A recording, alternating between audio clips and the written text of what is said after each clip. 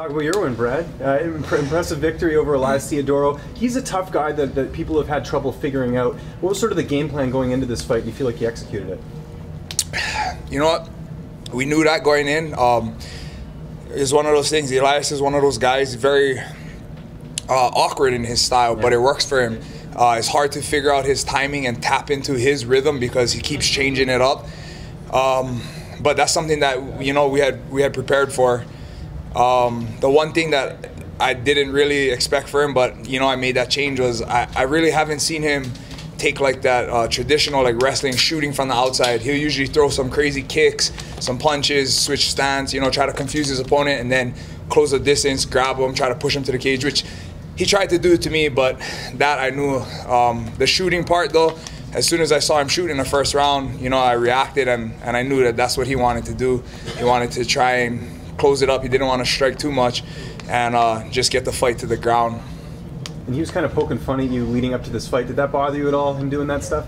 No, I was like, whatever, dude. Like some guys, they feel like they gotta run their mouth, but I issued him that challenge, and even right after they read the decision, I went up to him jokingly and I was like, hey, let's shave that head now. Yeah. And he was like, no, fuck no.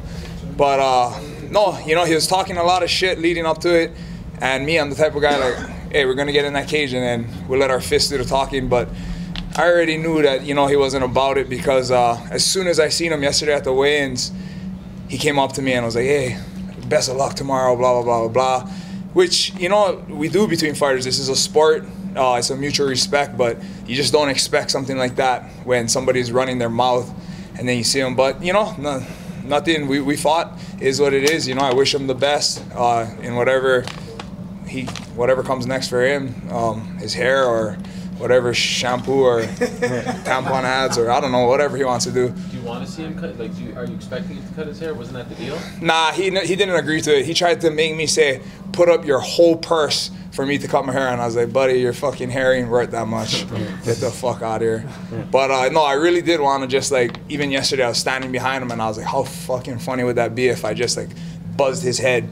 But then he'd probably try to sue me, and he'd probably win because he has like some fucking sponsorship for his hair. Per plus, yeah. What the fuck? What fighter does that? That is not a girl. Yeah. But no, I'm not trying to talk shit about the guy. He was a very tough fight, I ain't gonna lie. Real gritty guy, durable, just like we expected. Yeah, you almost finished him later in the fight. Were you surprised that you couldn't get the finish on him? No, because I don't think we've ever seen Elias get finished. I did want that finish, and I was looking for it, but he was listening to his corner pretty well. They were telling him what to do. We were closer to his corner, and he responded well, and he was able to escape the rear naked attack. What's next for you after this? Middleweight division's a bit wide open at the moment with Bisping, not defending his title yet. Let's go, Michael Bisping. Yeah. But nah, whatever comes next, like I said, I don't really pay attention to rankings too much. But somebody made mention to me that Elias was number 15, and I just beat him, so that should put me back in the top 15. So whatever they want from me next, I'm ready for it. You came out a lot more aggressive in this first round in the opening. Hey, I didn't even see you there. Hey, I'm so short, I know. That's just the bright light. How did you feel about the game plan? Did it feel good to you to come out that way and feel strong in the early part of the my coaches and I, that's one thing that we know. I think we talked about it when you came to the gym. He's one of those guys that he just will throw crazy stuff at you, but if you watch, a lot of his opponents feel safe because he's not even close to hitting them. So he lulls them into this safety net, but it's a false sense of safety because he's the one being active. He's the one dominating or dictating where the fight is. But our game plan was to come right out, own the center of the octagon, and that's exactly what I did. Anytime he came into exchange, sit down and counter. But he did a good job of when I went to do that. He tried to shoot under. I tried to adjust and hit him with a knee. I think I hit him in his body or his chest or something, but yeah. Anyone on your mind next in that top 15? Whoever. Yeah. I don't care. What about the obligatory Hawaii question? UFC Hawaii. Yeah. Dana, UFC Hawaii. Come on. Well, with Max now, do you think it's going to happen? It should. How close are we?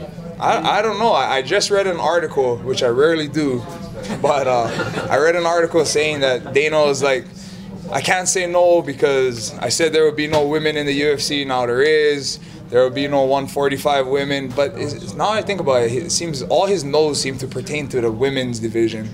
But I don't know. Whatever the holdup is, I mean, we need a UFC event in Hawaii. If any of you guys, I'm sure you guys have been following the sport for years. You know how big it is out there. You know, started in the Super Brawl, then to the Icon. Rumble on the Rocks, you know, it was huge. Some of the biggest names in this sport have fought in Hawaii. The fans out there are crazy about it, and I'm sure the show would sell out. But, you know, I read it was about a venue thing, so I don't know. Hopefully they get it figured out. They've had gymnasium fights in Brazil with like 5,000 people, so why not do it, you know, at the Blaisdell Stand Sheriff or wherever they need to do it. How do you feel about the state of BJ Penn's career? BJ Penn is a friend. I love that guy. You know, to me, he's done enough for the sport. But I understand why he keeps doing it. You know, growing up in Hawaii, especially where he and I are from, is part of your spirit being a fighter. And I think he can't get rid of that. He can't ever shake that. But the sport is getting a lot of these newer, younger fighters that you know, they have their youth and they're getting really good. There's people are starting to train younger. For me, I feel like, you know, BJ already made his mark.